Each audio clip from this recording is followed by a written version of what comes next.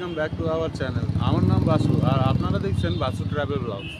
বন্ধুরা, আমি আজকে রয়েছি জলপাইগুড়িতে, জলপাইগুড়ি শহরের রাজবাড়ির কাছে। আপনারা ঠিক আমার পেছনে দেখতে পাচ্ছেন রাজবাড়ির সিংহদ্বার, আর ঠিক তার পিছনেই রয়েছে রাজবাড়ির উদ্যান। আর সেই উদ্যানের মধ্যে একটি পুকুর রয়েছে, বিশাল বড় পুকুর। তো এখানে পুকুরও রয়েছে, পাশে একটা মন্দিরও রয়েছে। তো বন্ধুরা, চলো আজকে এই রাজবাড়ির মন্দির আর পুকুর সংলগ্ন এলাকাগুলি আমরা ভালো করে ঘুরে দেখব। তো বন্ধুরা, দেরি না করে চলো ভিতরে যাই, ভিতরে প্রবেশ করি, রাজবাড়ি উদ্যানটা দেখে নিই আর এখানকার মন্দির সম্পর্কে আরও কিছু তথ্য জেনে নেব। জলপাইগুড়ি, যা আগে বৈকুণ্ঠপুর জলপাইগুড়ি এসেস্ট ছত্রধারী রাজাদের বাসস্থান ছিল। দার্জিলিংয়ে কোচবিহারের রায়কত পরিবারের শেষ রাজা প্রসন্নদেব রায়কত এবং রানী দেলা দেবী। রায়কোট, যা ছত্রধারী রাজা নামেও পরিচিত, যিনি রাজার জন্য রাজকীয় ছাতা ধারণ করেছিলেন, ব্রাহ্মণদের চেয়ে বেশি গুরুত্বপূর্ণ ভূমিকা পালন করেছিলেন। রায়কোট পরিবার ছিল একটি রাজকীয় পরিবার যারা জলপাইগুড়ির বিশাল সম্পত্তি নিয়ন্ত্রণ করত, যা প্রথমে কোচবিহার রাজ্যের প্রজা হিসেবে, পরে বাংলার মুঘল শাসকদের জমিদার হিসেবে এবং তারপর ব্রিটিশ রাজ্যের অধীনে। এখন ভারতের পশ্চিমবঙ্গ। তাদের গল্প একই অঞ্চলের বর্ধমান রাজ্যের সমান্তরাল।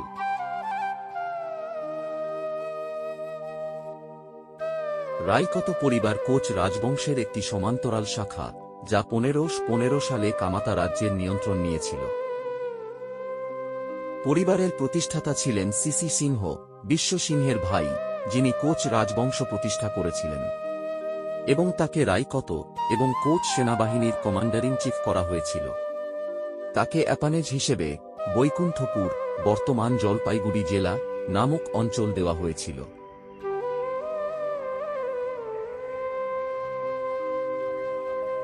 বন্ধুরা, দেখতেই পাচ্ছ আমি এখন রাজবাড়ির গেটের সামনে দাঁড়িয়ে আছি। এটা হলো রাজবাড়ির গেট, আর ঠিক এই পিছনে রয়েছে রাজবাড়িটি। আর বন্ধুরা, এদিকটায় রয়েছে স্টেডিয়াম, মানে আগে রাজাদের খেলাধুলা হতো এখানে।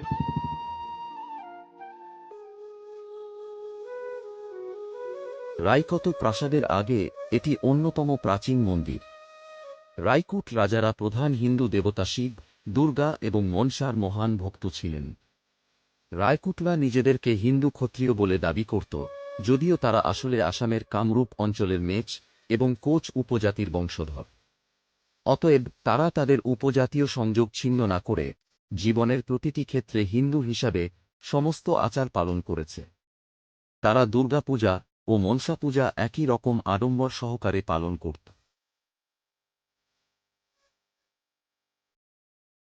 মনসা পূজার সময় রাজবাড়ির প্রাঙ্গণে এক মেলার আয়োজন হতো। মেলাটি বিগত কয়েকশত বছর থেকে এখনো পর্যন্ত জেলার অন্যতম বিখ্যাত উৎসব।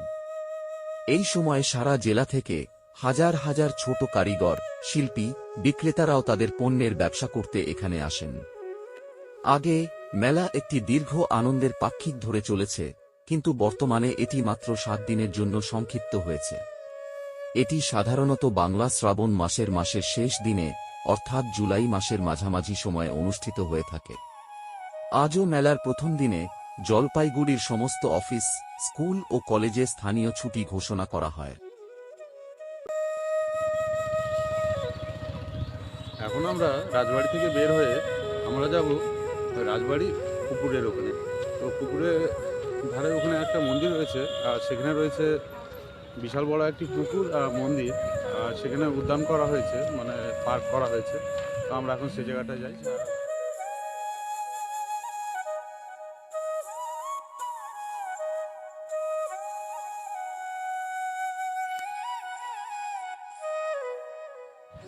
বন্ধুরা, এই রাজবাড়ি উদ্যানে প্রবেশ করার জন্য এখানে টিকিট কাটতে হয়, আর এর টিকিট মূল্য 5 টাকা।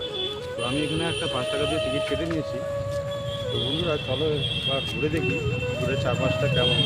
আর এখানে রয়েছে রাজবাড়ি মন্দিরটা। জলপাইগুড়িতে যখন রাজা ছিল তখন রাজা রানী এখানে এসে মনে হয় পুজো দিত, মনে হয় কি হয়তো পুজো দিত। তো এখন দেখা যায়, ওদিকে যাই, পুকুরের পাড়টা যাই, পুকুরের পাড়টা ঘুরে আসি। এখানে অনেকে এসেছে মাঝে মধ্যে, মানে এখানটা আশেপাশে যারা রয়েছে তারা প্রায়ই এখানে আসে পুকুরের ধারে ঘুরে বেড়াতে। এখন আমরা মন্দিরের পাশ দিয়ে এখানে চলে এসেছি। তো এই যে রয়েছে আমার পিছনে মন্দিরটা, আর ঠিক তার উল্টো পাশে রয়েছে পুকুর। এই যে রয়েছে পুকুর, তবে এখন পুকুরের সামনে যায়।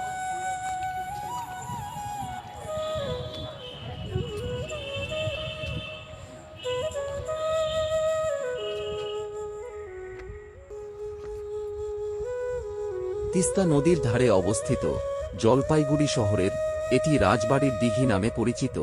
লোকমুখে শোনা যায় যে বড় পুকুরটি রয়েছে তা সর্বদেবের সময় খনন করা হয়েছিল, যিনি 1800 থেকে 1847 সাল পর্যন্ত শাসন করেছিলেন। এখানে দেখুন একবার এই দিঘির চারিপাশের সৌন্দর্য উপভোগ করুন।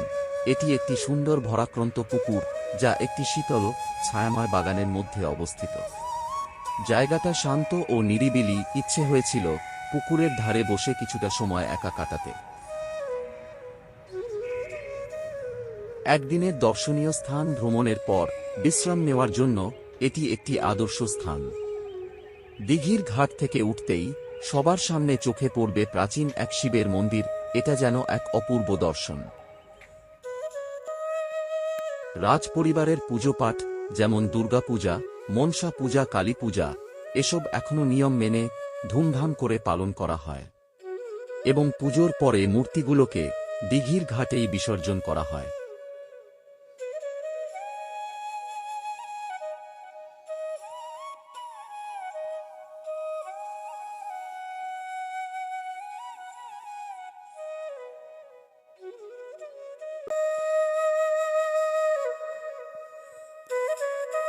দিঘির চারপাশে দিয়ে হাঁটাচলা করার জন্য সজ্জিত এই উদ্যানে উত্তরবঙ্গের বন্যপ্রাণীদের স্ট্যাচু ও সুন্দর আলোকসজ্জা দিয়ে সাজানো হয়েছে।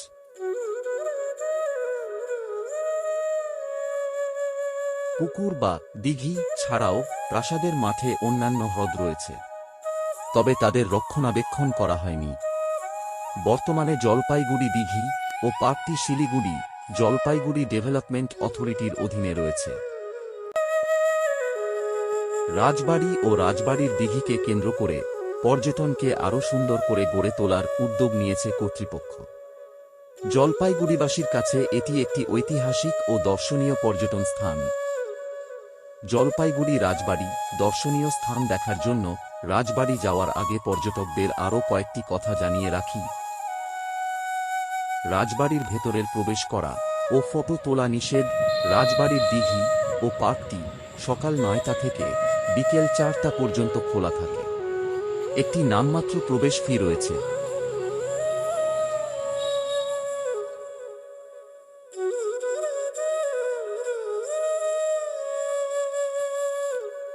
বন্ধুরা, একটা ইচ্ছে হলো এই মাছটার সাথে সেলফি তোলা। তো সেলফি কিন্তু পুরো ভিডিওটাই তুলে নিয়ে এসেছে। আরে বন্ধু, কেমন আছো? ও সরি, এটাতে হাত দেওয়া যাবে না, অবশ্য হাত পড়েনি আমার। বন্ধুরা, ওই উদ্যানের ভিতরে এই ধরনের যেগুলো মূর্তিগুলো রয়েছে সেগুলোতে হাত দেওয়া মানা রয়েছে। আর শুধু এগুলোতে না, যেগুলো ছোটো ছোটো গাছপালাগুলি যেগুলো লাগানো রয়েছে সেগুলোতে হাত দেওয়া মানা। তাছাড়া এমনি ঘুরতে পারবে। এমনি জায়গাটা খুবই ভালো, শান্তশিষ্ট, আর পুকুরের পাড়ে বেশ মনোরম দৃশ্য। আপনারা যদি এখানে আসেন বেশ ভালোই আনন্দ উপভোগ করতে পারবেন। তো বন্ধুরা, এবার আমরা এখান থেকে বেরিয়ে বাইরের দিকটা যাবো, আর বাইরের দিকে দেখে নেবো যে বাইরের দিকে রাস্তাঘাটগুলি কেমন রয়েছে।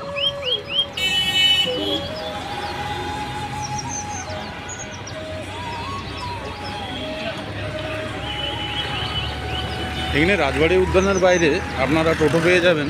টোটো করে আপনারা এখান থেকে তিস্তা উদ্যান যেতে পারেন, আর জলপাইগুড়ি পার্কেও যেতে পারবেন। এই রাস্তা সোজা সামনের দিকটা একটু এগিয়ে গেলে সেখানে রয়েছে রাজবাড়ির সিংহদুয়ার। তো বন্ধুরা, চলো আমরা একটু সামনের দিকে যাই, রাজবাড়ির সিংহদুয়ারটা দেখে নেব। জলপাইগুড়ি রাজবাড়ির কাছে থাকার ব্যবস্থা করতে হলে, যেহেতু জলপাইগুড়ি রাজবাড়ি জলপাইগুড়ি রেলওয়ে স্টেশনের উত্তরে মাত্র 3 কিমি দূরে অবস্থিত, তাই পর্যটকরা স্টেশনের কাছাকাছি অনেকগুলি লজ এবং মাঝারি আকারের হোটেলগুলি পেতে পারেন। তাদের কয়েকটির মধ্যে রয়েছে Uttarayan lodge, Abasika hotel, hotel Del Pritam, Srikrishna hotel, hotel Ratnadwip এবং আরও অনেকগুলি। বন্ধুরা, আমাদের আজকের এই প্রতিবেদনটি আমরা এখানেই শেষ করছি। আশা করি ভিডিওটি আপনাদের ভালো লেগেছে। ভালো লেগে থাকলে অবশ্যই একটা লাইক করে দেবেন আর আমাদের আরও নতুন নতুন ভিডিও নোটিফিকেশন পেতে চ্যানেলটিকে সাবস্ক্রাইব করে বেল আইকনটি প্রেস করে রাখুন। দেখা হবে আবার রাস্তাঘাটে বাসু ট্রেভেল ব্লগের সাথে। বন্ধুরা, টাটা, বাই বাই।